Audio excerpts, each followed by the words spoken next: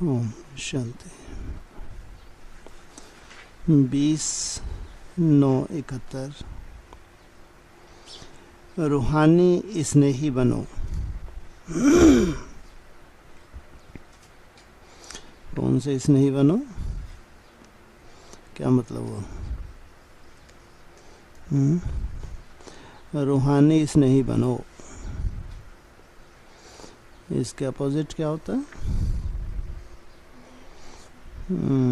जिस्मानी स्नेही नहीं बनो। रूहानी स्नेही का क्या मतलब हुआ?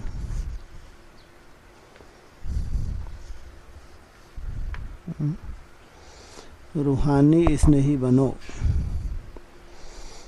जिस्मानी स्नेही नहीं बनो।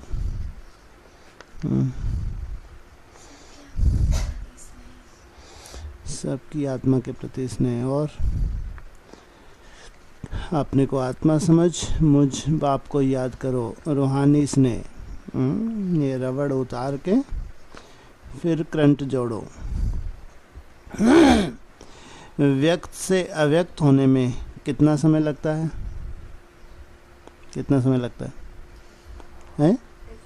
1 सेकंड? इतना टाइम? या 1 सेकंड से कम समय है? 1 सेकंड कितना बड़ा होता है मालूम है? कहीं कहीं भाव होते हैं।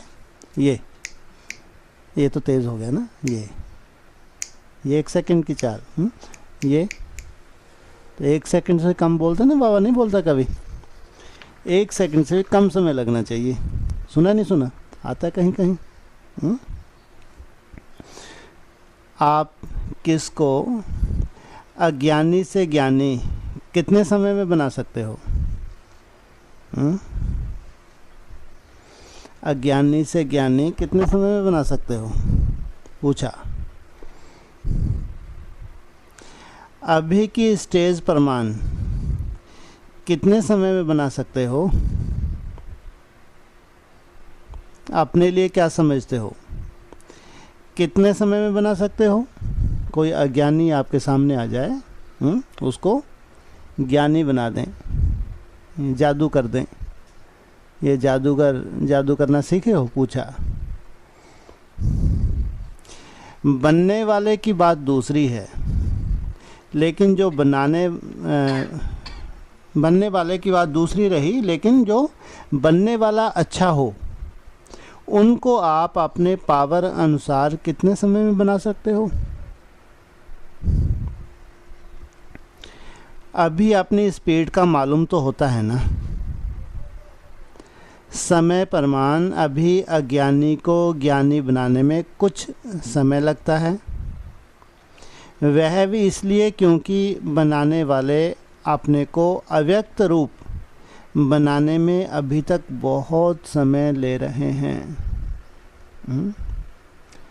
कौन सा रूप बनाने में समय ले रहे हैं?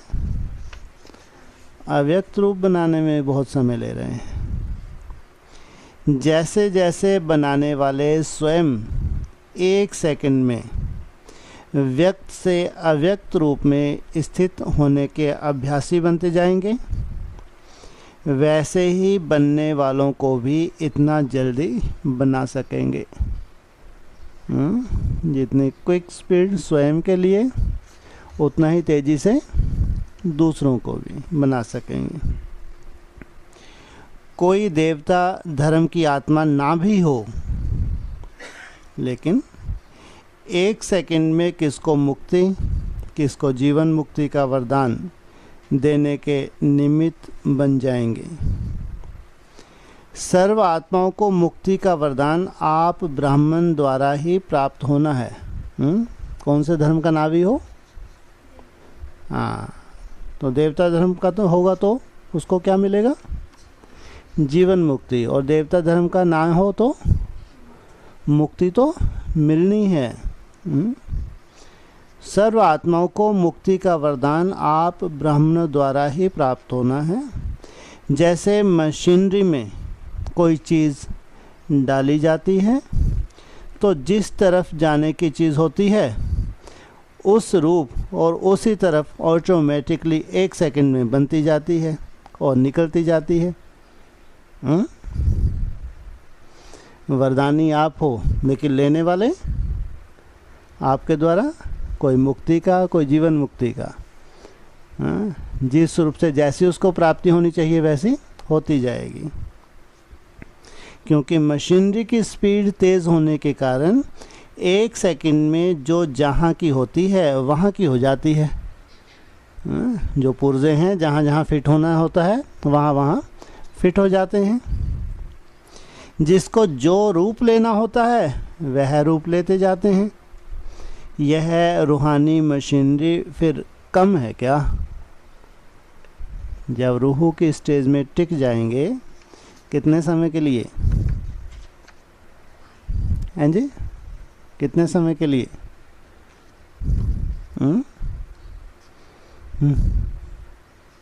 कितने समय के लिए टिक जाएंगे रूह की स्टेज में? 24 घंटे के लिए। यह रूहानी मशीनरी फिर कम है क्या? इस मशीनरी द्वारा आप 1 सेकंड में मुक्ति वालों को मुक्ति, जीवन मुक्ति वालों को जीवन मुक्ति का वरदान दे सकते हो, क्योंकि आप हो ही महादानी और महाज्ञानी, महायोगी भी हो, जबकि लिखते भी हो। 1 सेकंड में अपना जन्मसिद्ध अधिकार प्राप्त कर सकते हो। क्या ऐसे ही लिखते हो व बोलते हो?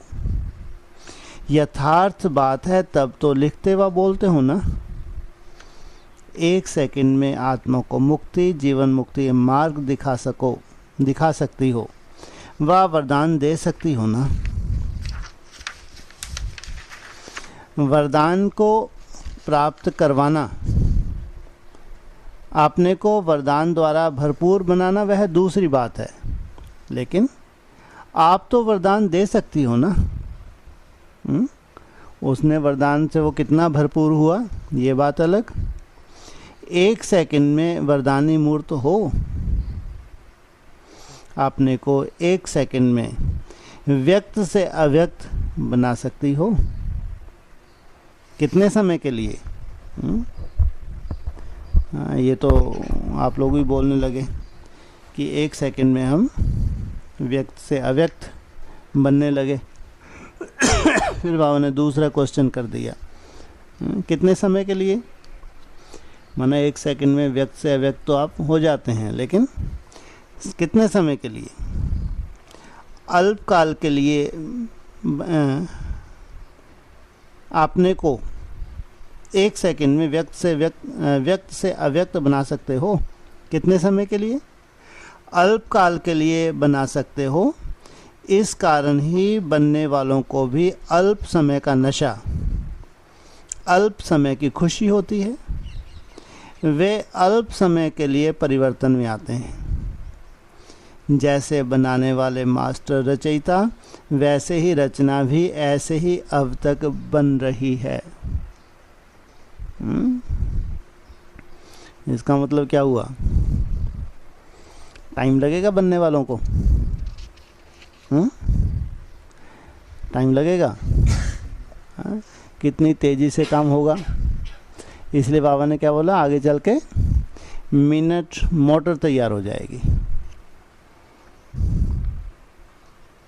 जैसे आप लोग बाप से अल्प समय के लिए रूह रिहन करते हो, मिलन का, मगन का, गुणों का, स्वरूप का अनुभव करते हो, ऐसे ही रचना भी अल्पकाल के लिए आप लोगों की महिमा करती है। अल्प समय के लिए मिलने जुलने का संबंध रखते हैं। अल्प समय के लिए खुद अनुभव करते हैं, गुणगान करते हैं, व कभी कभी इस प्राप्त हुए अनुभव को वर्णन करते हैं। तो कारण कौन?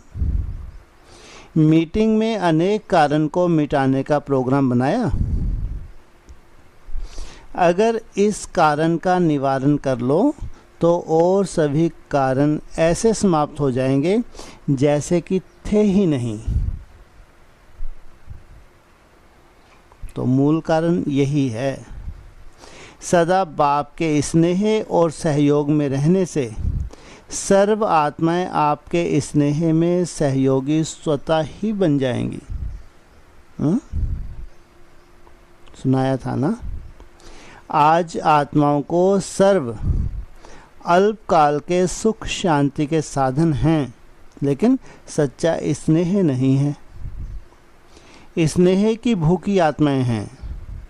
अन्न और धन शरीर के तृप्ति के साधन हैं, लेकिन आत्मा की तृप्ति रूहानी स्नेह से ही हो सकती है, वह भी अविनाशी हो। तो स्नेही ही स्नेह का दान दे सकते हैं। अगर स्वयं भी सदा स्नेही नहीं होंगे तो अन्य आत्माओं को भी सदा काल का स्नेह दे नहीं सकेंगे। इसलिए सदा स्नेही बनने से स्नेही स्नेह में आकर स्नेही के प्रति सब कुछ न्योछावर कर देते हैं। लौकिक दुनिया में भी देखा, कोई संसार के समाज की परवाह नहीं करते।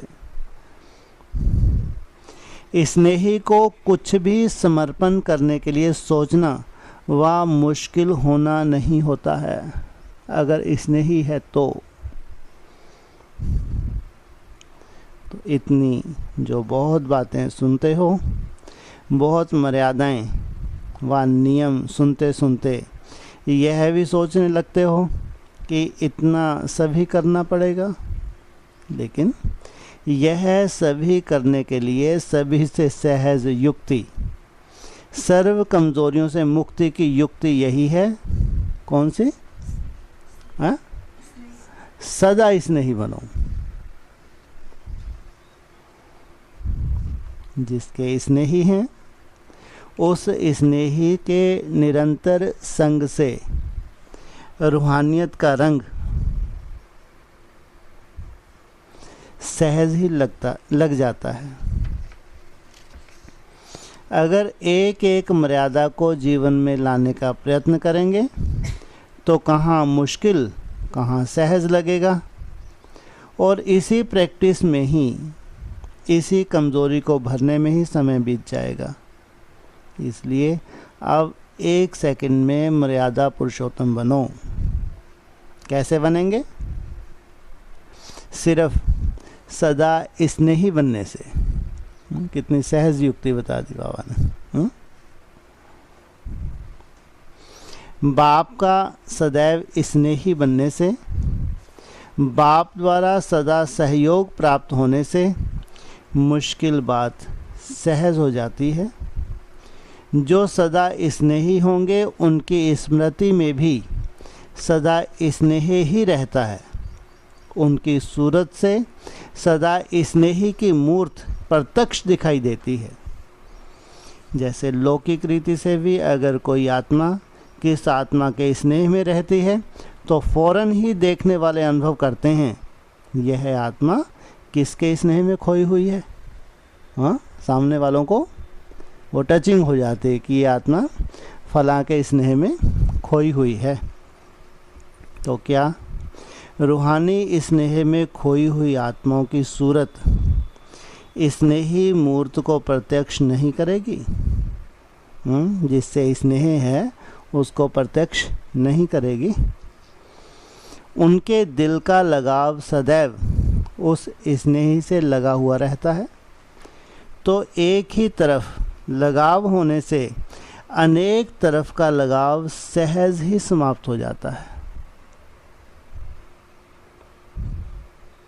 और तो क्या, लेकिन आपने आप का लगाव अर्थात देह अभिमान अपने आप की स्मृति से भी सदैव स्नेही खोया हुआ होता है। तो सहज युक्ति व विधि जब हो सकती है तो क्यों नहीं सहज युक्ति विधि से अपनी स्टेज की स्पीड को वृद्धि में लाती हो।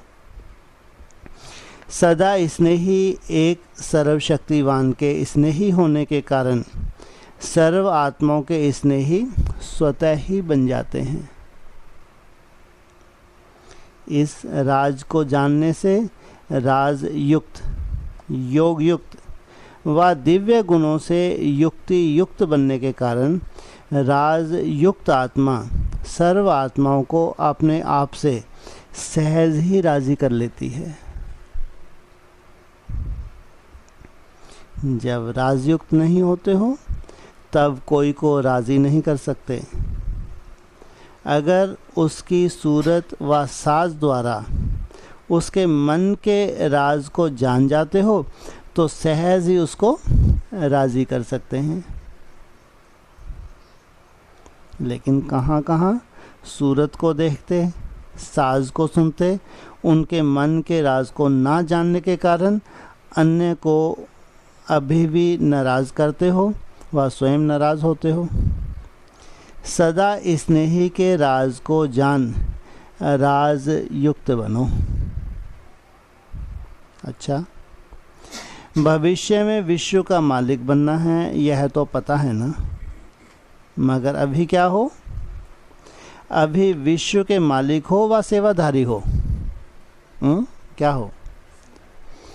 सेवाधारी। अच्छा, ओम शांति।